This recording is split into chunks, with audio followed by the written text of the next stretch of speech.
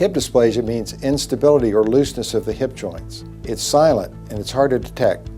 Hello, I'm Dr. Chad Price. I'm a pediatric orthopedic surgeon and director of the International Hip Dysplasia Institute.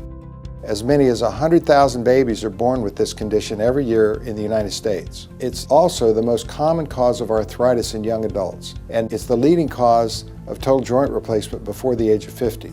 Some of the risk factors are a firstborn baby, particularly a girl, a baby that's born in the breech position, which means rear end first, or when there's a family history.